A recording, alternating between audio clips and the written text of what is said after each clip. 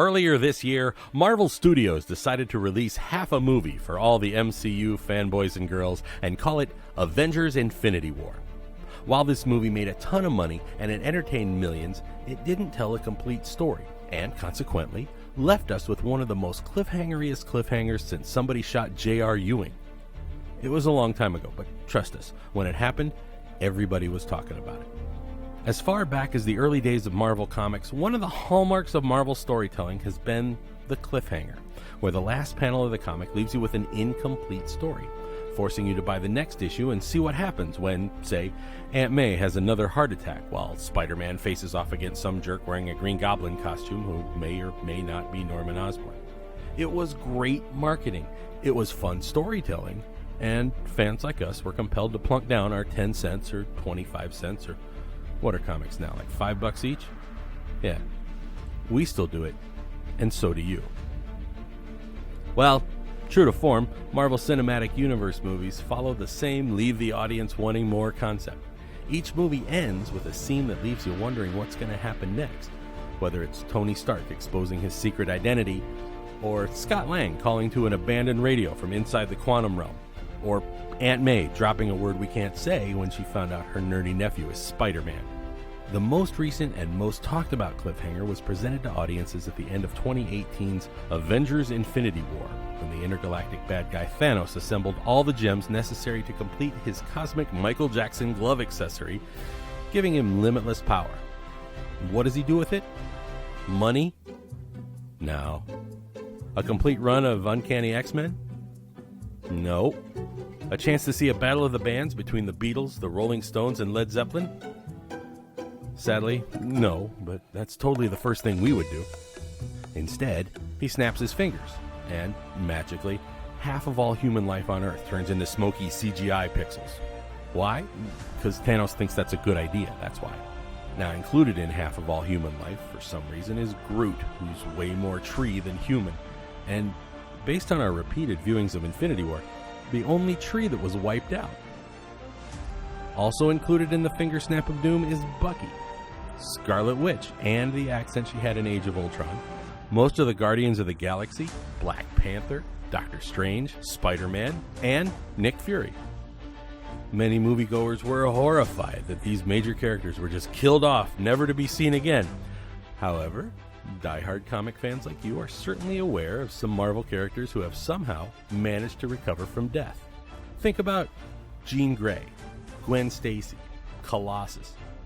Pretty much everybody except Uncle Ben has had a case of temporary rigor mortis. Now, to be fair, DC's done the same thing with Flash, Green Lantern, Green Arrow, Martian Manhunter, and Superman, as well as a Robin or two, all clocking out for a short dirt nap. It seems like if you're a superhero, death is just another bad guy to overcome. Who lives? Who dies? Who cares? The Avengers at the end of Infinity War look about as defeated as a group of superheroes can be. And they look about as sad as Submariner or Silver Surfer after their comics have been canceled for the 4th or 5th time. And if there's one thing moviegoers don't like to see, it's seeing the good guys lose. Especially to Barney the dinosaur with a super powerful mitten. So, we know there's going to be a 4th Avengers movie. But we don't know the title, we don't know the story it's going to tell, but we can be pretty sure it's going to involve Thanos getting his giant purple butt handed to him. But the question remains, how and what's going to happen in this mysterious but probably very long sequel to resolve all these loose ends? For example, how are they going to make the Spider-Man movie we know is coming out soon if Spider-Man is just a puff of binary code now? Or, what in the world does Mantis do anyway? Come to think of it, we've been reading Marvel Comics since Mantis was introduced in 1973, and we still don't know. There are a lot of theories about who's going to be the big bad guy in Avengers 4, and some of them are about to get debunked.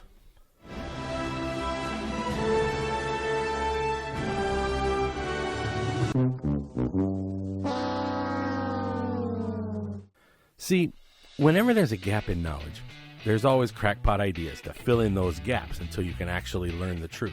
So here's a few of the recent theories about who the actual bad guy is in the yet untitled Avengers 4, which we think should be called Avengers 4, Just Kidding, The Return of Spider-Man.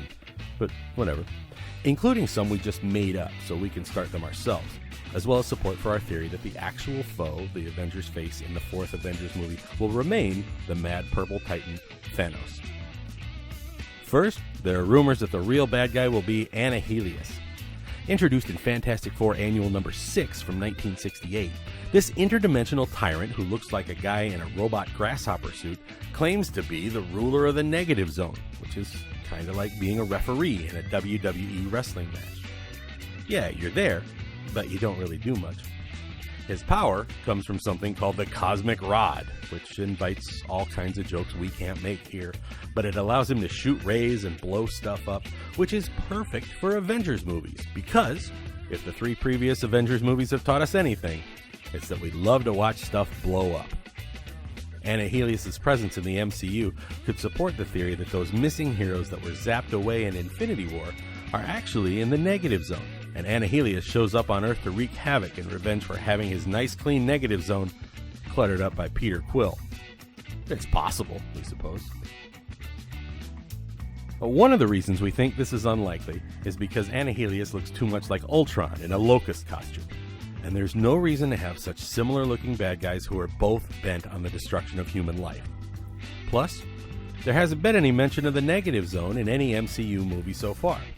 That doesn't mean it doesn't exist, but it would require a lot of setup to explain what it is, and in a movie as packed full of things that need resolution as Avengers 4 will be, there probably just isn't time to explain it, why it's there, and who Helius is, all in between the fight scenes, explosions, and character interaction that Avengers fans have come to love and expect. It's just too many toppings on an already supremely loaded pizza. Second, the other alternative villain, Galactus. No, not the giant cloud that we saw in Fantastic Four: Rise of the Silver Surfer back in 2007. We mean the real one. Marvel's Eater of Planets could, theoretically, be an even bigger, more oppositional foe for the Avengers in the fourth movie, and even give Thanos a run for his money, as Galactus has been described as a literal force of nature, existing beyond traditional concepts of good and evil. Good is dumb. While Thanos has a stupid and illogical, but to him noble, cause for wiping out half of everything, Galactus carries it a step further by going planet by planet, wiping out the whole darn thing in order to keep himself alive. A force as strong as Galactus would not only require the combined might of all the Avengers, including Hawkeye, but also a power as strong as the Infinity Gauntlet. If you think about it, it almost writes itself. The Avengers and Thanos have to team up to defeat the biggest, baddest force of destruction in the universe. And maybe, just maybe, learn a little bit about themselves in the process. So on Monday, what happens? Are we still friends, you mean? We're friends now, that is? Yeah. I don't think so. It's an interesting plot twist for sure. Plus, we just like to see that crazy Galactus mask on the big screen. And the Silver Surfer, too. I mean, you can't introduce Galactus without the Silver Surfer, can you? Of course not. It's his first and most famous herald, and he has to signal his approach. That's just how it works. So, keeping all of that in mind, let's consider that Galactus isn't the kind of bad guy that the Avengers usually handle. The Avengers usually handle bad guys that you need to beat up, not outsmart. But by contrast, the Fantastic Four usually handle bad guys that you have to outsmart, not beat up. Let's hope Marvel saves Galactus for when they finally get the Fantastic Four right on the big screen. Third, Red Skull. Already an established MCU bad guy, the Skull appeared in Infinity War as the keeper of the Soul Stone. As he said, banished to guide others to a treasure he cannot possess. Now, the Skull's always had a connection to the Cosmic Cube in the comics, and he's used it many times to either reinvent reality or swap bodies with Captain America. According to Infinity War, the Skull had some issues with the powers of one of the Infinity Gems and served as protector of the Soul Stone. However, once Thanos and Gamora took possession of the stone, the Skull's curse was broken and he was free to leave Vormir, leaving us to wonder when he'd show up next. We also know the Skull is devious and has his own ideas about world domination, what with him being a Nazi and all. And we also know he has first-hand experience with the Tesseract. He knows its danger, but he also knows its power. It's possible that the Red Skull is the only currently revealed character in the MCU with enough experience with the Tesseract to wield the Infinity Gauntlet and stand up to Thanos.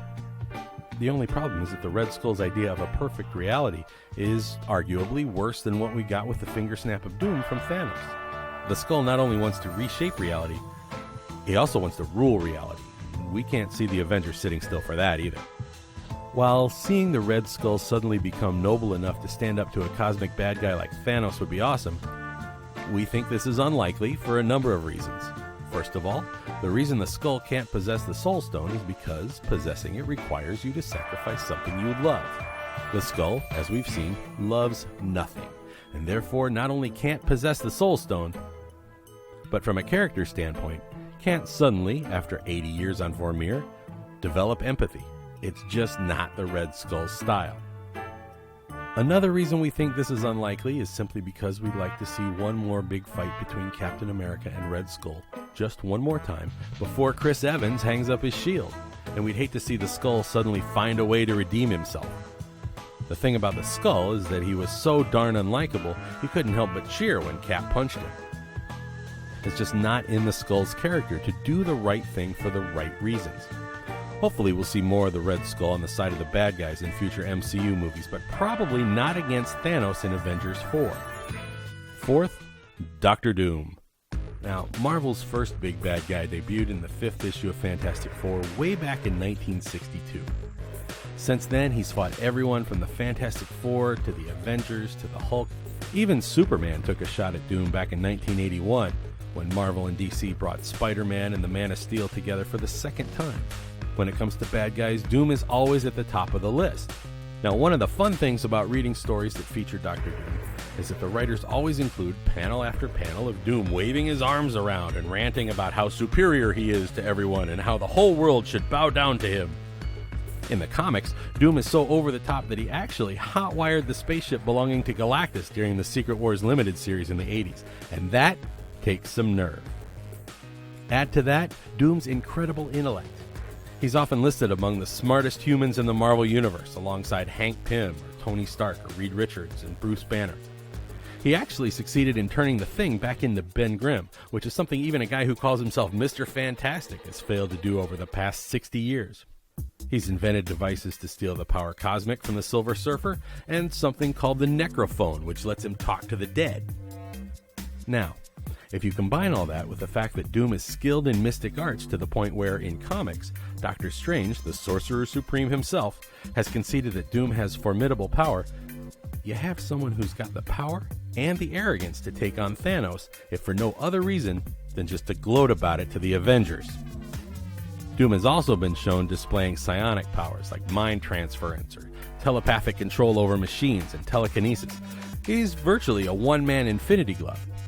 In fact, while we're listing his powers, it's not really relevant, but it's revealed that Doom is actually really good at playing piano, so he's probably really fun at parties.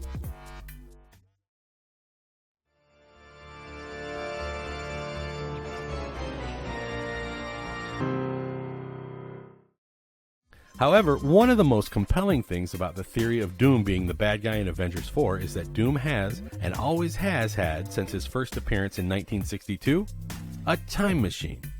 For years, Doom's time machine has conveniently allowed Marvel writers to mess with the time stream and undo whole storylines. Think about it.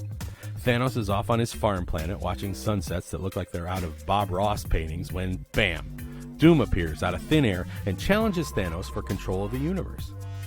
No matter what Thanos does, Doom can use that time machine that Stan Lee gave him and undo whatever he wants. In fact, it'd be just like Doom to go back in time and undo Thanos' finger snap, except nobody except Doom would know he did it. And we all know Doom's in it for the glory. But, like Galactus, let's hope Marvel saves Doom for when they finally bring the Fantastic Four into the MCU with a movie worthy of their status in comics history. Fifth, other villains unlikely to oppose the Avengers in the 4th movie include Arcade, the Quintronic Man, Electro, the Soviet creep from the 50s, not the Spider-Man bad guy that Jamie Foxx played, the Matador, Paste Pot Pete, Dr. Bong, the Gibbon, the Mandrill, Ruby Thursday, J. Jonah Jameson, Baron Blood, the Paddler, Craven the Hunter, Dr. Faustus, Hatemonger, the Circus of Crime, Turner D. Century, Egghead, the Living Laser, Asbestos Lady, Tiger Shark, the Wrecking Crew, any of the bad guys from all those Hostess fruit pie ads from the 70s, or Vermin. While every single one is a legitimate Marvel bad guy, all of them pretty much stink and are just as likely to show up in Avengers 4 as Galactus or the robot grasshopper guy. Now, our theory is pretty simple. The force opposing the Avengers in the movie we're calling Avengers 4, just kidding, the Return of Spider-Man, will probably be Thanos again, because wiping out half the world isn't just a wrong to be righted, it's a wrong to be avenged, which is what Avengers do. They avenge things, and Thanos' finger snap of doom, which took Spider-Man, Doctor Strange, and Black Panther out of circulation, well, that requires some avenging. Set photos and rumors from insiders indicate that there's supposed to be a ton of time travel and backstory revealed in Avengers 4, which will conveniently explain how we didn't know all the events that set the limited information we were given in Infinity War in motion. We can't theorize on what we don't know, right? Wrong. That's never stopped us before, and it's not stopping us now. Here we go. Consider this. Batman is playing Galaga. Thought we wouldn't notice, but we did. One of the gems in the Infinity Mitten, the Mind Stone, is called that because it's sentient. It has some intelligence of its own, and it's more than just a tool for big purple wackadoos. Remember when the Red Skull himself said that the Mind Stone was wiser than the other stones, which sets up what might be the wild card in the deck.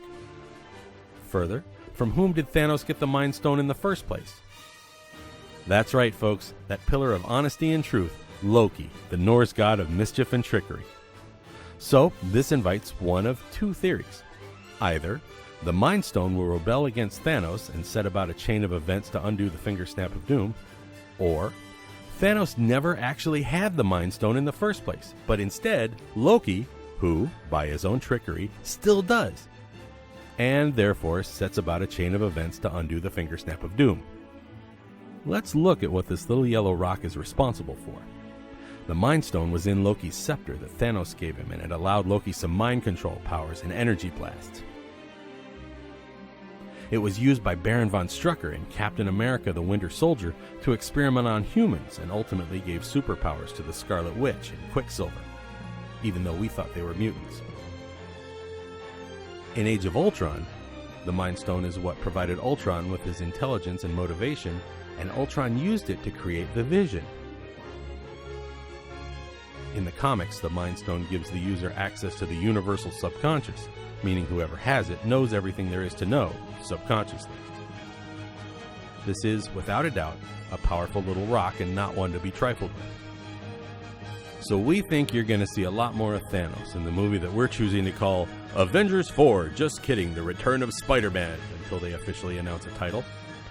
We think you're going to see just about everything the finger snap of doom did be completely undone, if for no other reason than Spider-Man and Black Panther both have sequels coming out, and Loki gets his own darn TV series next season. Surprise!